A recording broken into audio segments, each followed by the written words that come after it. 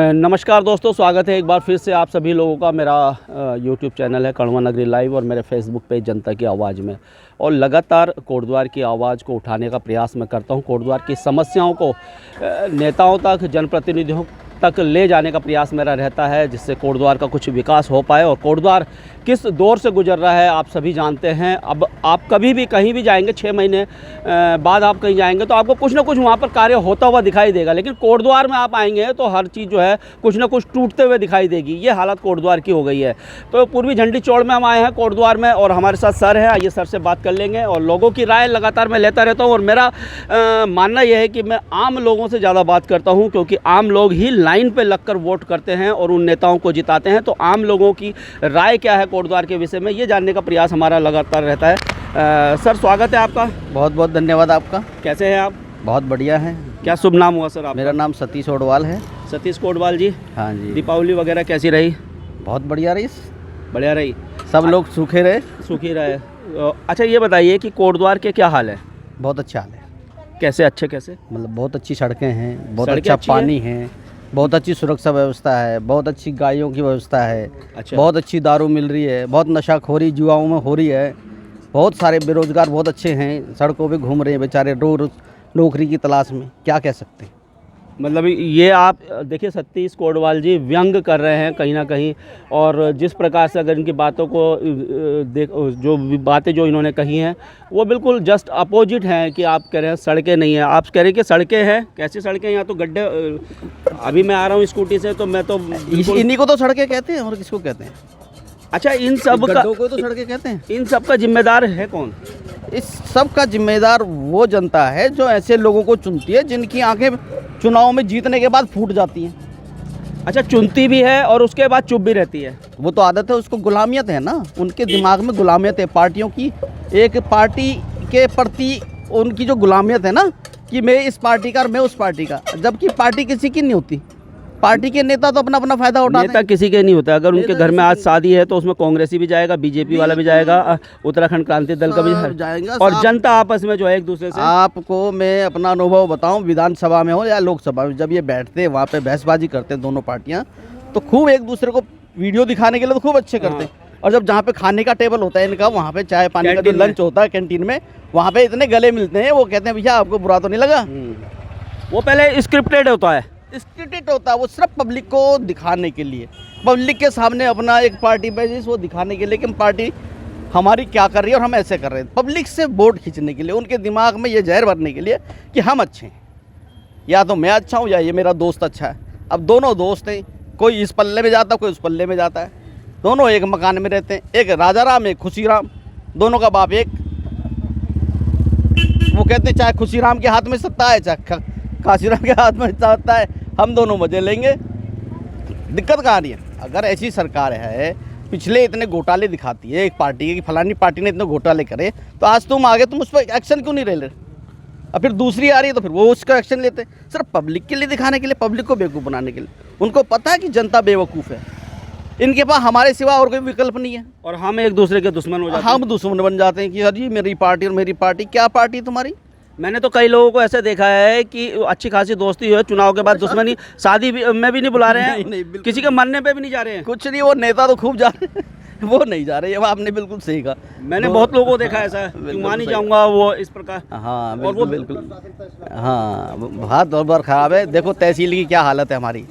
तहसील में सारे काम खराब हो रहे हैं, किसी का कोई काम नहीं। तहसीलदार नहीं है, एक शौचालय नहीं है वहाँ पर। मैंने बोला भी था, मैंने कहा वहाँ पे पब्लिक शौचालय की आवश्यकता है, कि पब्लिक शौचालय बनाई जाए। इतने लोग वहाँ, जनता वहाँ पे परेशान हो गए, इतनी पब्लिक को आपने परेशान कर रहा कि सबको तहसील में बुला रखा छोटे बड़े काम के लिए।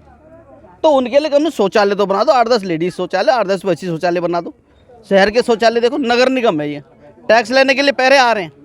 टैक्स इनको पहले चाहिए, लेकिन नगर निगम के होते क्या हालात हैं। और ये मालन पुल के क्या हालात हैं? बहुत इस टाइम लोगों का तो मुख्य बिल्कुल मार्ग था वो। अरे सर इतना परेशान है हम कि हमारी गाड़ियां पंचर हो रही हैं, हमारे टायर खिस रहे हैं, हमारे गाड़ियों की सारी चीज़ें ख़त्म हो चुकी हैं। धूल इतनी आ रही है कि मुंह पे जैसी कोई ट्रक आता है वैसी आँख में धूल रुक जाते, कहीं एक्सीडेंट के नीचे न दब जाए। 2-3 केस हो भी चुके हैं वहाँ पे।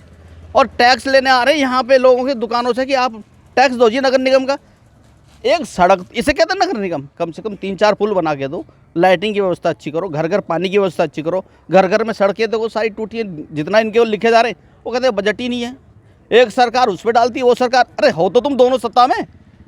भाई ये बताओ क्या मेयर का पैसा नहीं आ रहा क्या? नगर निगम का पैसा लोग दे नहीं रहे, टैक्स दे नहीं रहे क्या? पानी के बिजली के टैक्स नहीं दे रहे ना? अब विधायक को भी अपनी निधि मिल ही रही है, तो फिर किसी को भी काम करने में क्या कर, तुम दोनों ने तो मिलकर खूब अच्छा काम करना था। एक डबल इंजन की सरकार है, एक तुम्हारी वैसी पुरानी सरकार।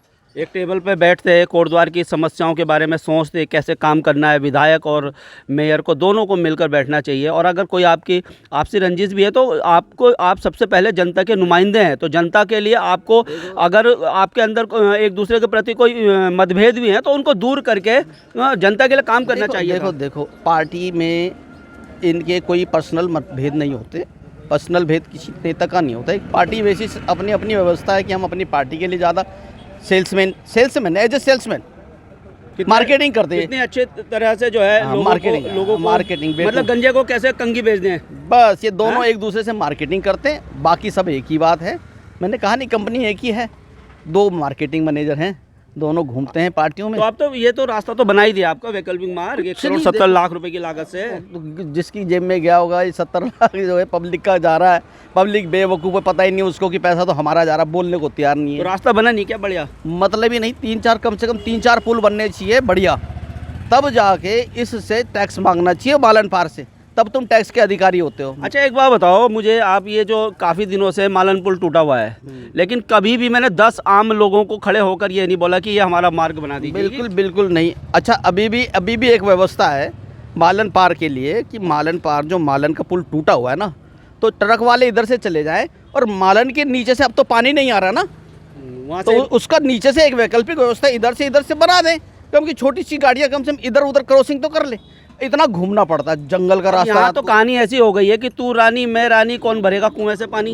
ये तो खैर है, ये तो सभी जानते हैं, तू डाल में सारी दुनिया जानती है। लेकिन पब्लिक जब तक नया विकल्प नहीं चुनेगी, चाहे वो निर्दलीय हो, चाहे वो छोटी पार्टी हो, जो ईमानदार आदमी होगा उसको चुनिए। आप पार्टियों को मत चुनिए, आप काम करने वाली इच्छाधारी आदमी को चुनिए, जो इच्छा करता हो कि मैंने को काम करना है। जितना कि दिमाग जब तक ये नहीं आएगा तब तक ऐसे रहेंगे।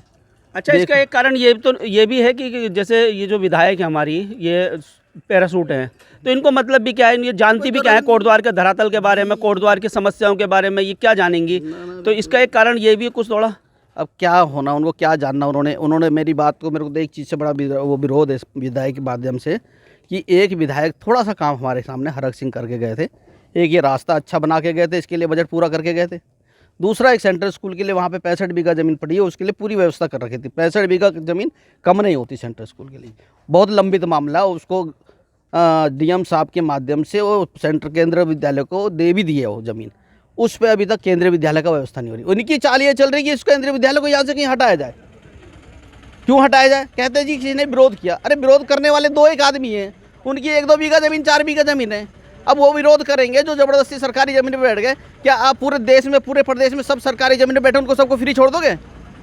वो तो सरकारी ज़मीन है ना, और सार्वजनिक ज़मीन है, वो सार्वजनिक व्यवस्था के लिए वो ज़मीन है। आप उस पर केंद्रीय विद्यालय बनाइए। हम तो इसका पूरा विरोध करते हैं कि केंद्रीय विद्यालय जब झंडी चौड़ पश्चिमी में आ रखा है, 65 बीघा ज़मीन जिला पंचायत की वहाँ पे अवेलेबल है, तो आप उस पर बनाइए, बाकी पे तो हम विरोध करते हैं। इसका मतलब आप क्षेत्र का विकास ही नहीं चाहते। अच्छा जो कोटद्वार के जो लोकल विधायक हैं, ये जो सोशल मीडिया पे विधायक के लिए, मेयर के लिए, ये लोग क्यों नहीं इन चीज़ों पे काम करते, इसका विरोध क्यों नहीं करते हैं इन चीज़ों पे? देखो ऐसा है, मैं आपको बताऊं कि मैं भी किसी एक पार्टी से जुड़ा हुआ व्यक्ति हूं, और मैंने भी यहाँ पे पिछली बार विधायक के लिए चुनाव लड़ा था। विधायक का चुनाव लड़े थे? विधायक का चुनाव लड़ा था, बहुजन मुक्ति पार्टी से लड़ा था मैंने, बहुजन मुक्ति पार्टी। अच्छा ठीक है। तो हमने अपने विधानसभा में अपने पत्र पर 100 रुपये के स्टाम्प पेपर पे लिख के दिया था कि मैं ये काम करूँगा। तो स्टाम्प पेपर पे लिखना बहुत बड़ी बात है। कोई पार्टी दे के दिखा दे, वो अगर विधायक बनते काम नहीं करते, चैलेंज आप चैलेंज कर सकते हो, आप कोर्ट में चैलेंज कीजिए। इस जनता, अनपढ़ गंवार जनता को ये पता ही नहीं है क्या होता है कि भाई ये आदमी इसे लिख के दे रहा, हमें कुछ विश्वास करना चाहिए। वो तो पुरानी मोह लगाओ जी, लाइन पे लगे हुए। और यहाँ जो उनके चमचे ऐसे भरे पड़े हैं, उनको क्या चाहिए? 10-20-50 हज़ार, कुछ को दारू पिला देते हैं, कुछ को बेच। ऐसे में जनता बेवकूफ़ हो रखी है। अब वो भी 5 साल में, 5 साल के बाद उन्हें ये नहीं पता कि 5 साल के बाद कौन सा टैक्स लगने वाला तुम पे। अच्छा, कोटद्वार के जो लोकल ये जनप्रतिनिधि हैं, जो पार्टी के वो बनते हैं, इनको टिकट क्यों नहीं मिलता? क्या कारण है? ये जो हमारे कोटद्वार के हैं, बाहर से ही लाना पड़ता है, इन पे एबिलिटी नहीं है, क्या नहीं है, क्यों? देखो, टिकट की किसी को ज़रूरत नहीं है, किसी पार्टी की किसी को ज़रूरत नहीं है कि हम पार्टी का टिकट कैसे लाएं, पार्टी का टिकट कैसे लाएं। इन पार्टियों को तो लेने दो, छोड़ दो ना इन पार्टियों को। तुम पार्टियों को छोड़ दोगे, अपना आप ठंडे बस्ते में आ जाएंगे, टोकरी के अंदर घुस जाएंगे। आप नए आम आदमी जनता को जो अपने बीच आप में कहना ये चाह रहे हैं कि कोटद्वार को अब तीसरे विकल्प की बिल्कुल 100% ज़रूरत है। एक ईमानदार, अच्छी छवि वाला, शरीफ, जिसके अपने मुद्दे सही हों, उसकी विकल्प की ज़रूरत है। जब सर, बहुत बहुत धन्यवाद सर आपका। आपने धन्यवाद बहुत ही आपका। बेबाक तरीके से अपनी राय रखी और हमें भी ऐसे बेबाक व्यक्तियों की राय लेनी है। और रहिए, मैं आपको यहाँ की व्यवस्था बताता रहूँगा। तो ठीक है सर, दोस्तों वीडियो पे कमेंट भी करना है। एक भाई और आई है, उनसे भी बात कर लेते हैं। क्या शुभ नाम हुआ सर आपका? भारत भूषण। भारत भूषण जी, कहाँ रहते हैं आप? हमें पश्चिम झंडी चौड़। पश्चिम झंडी चौड़। क्या हाल हो रहे हैं कोटद्वार के?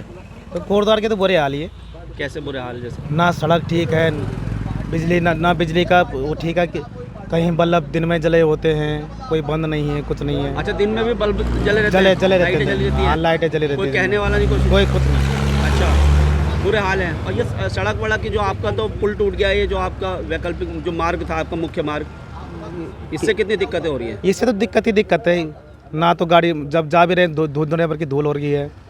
आदमी एक आदमी तो हमारे बेचारे चले भी गए हैं उसी रोड पे। हाँ, उसमें एक्सीडेंट। हाँ, एक्सीडेंट हुआ था। तो इन्होंने वैकल्पिक मार्ग तो बनाया है, उसमें कितनी समस्याएं हैं? तो आप देख सकते हैं उसमें कि आदमी यदि चले भी तो कैसे चल सकता है उस पर। यदि टेम्पो में जाते हैं तो सारे आते उसकी हिल जाती है। तो क्या लग रहा है कि ये जो विधायक हमारी कुछ काम करेंगे आगे भविष्य में? इन पर लग रहा है कुछ उम्मीद है? विधायक के तो जो भी है, लेकिन मुझे कोटद्वार की जनता पे भी ऐसी है कि जनता भी ऐसी है कि कभी किसी को बनाती, कभी भाई को बना देती, कभी बहन को बना देती है। तो जनता का दोष है, लेकिन जनता क्या करे? जनता तो लोक लुभावन वादे में उस समय आ जाती है, लेकिन और जब वोट देने के बाद फिर जनता क्या करे? नहीं तो कम से कम एक विधायक को 2 बार तो देखे। यदि उसने एक बार काम नहीं किया तो उसको 2 बार दूसरी बार देखो। देख लिया आप दूसरी बार? ये दूसरी बार अब ये कहते हैं कि एक बार कांग्रेस, एक बार बीजेपी, एक बार कांग्रेस, एक बार कभी अभी तो दोनों बार बीजेपी है। लेकिन विधायक तो बदल गया ना। पहले भाई को जिताया, अब आप बहन को जिता दिया। यदि बहन इतनी अच्छी थी तो फिर वहाँ से मैं कैंसर ब्लॉक से भी जीत सकती थी। कोटद्वार आने की क्या जरूरत थी किसी को? अगर काम किया होता तो फिर। और बिल्कुल सही।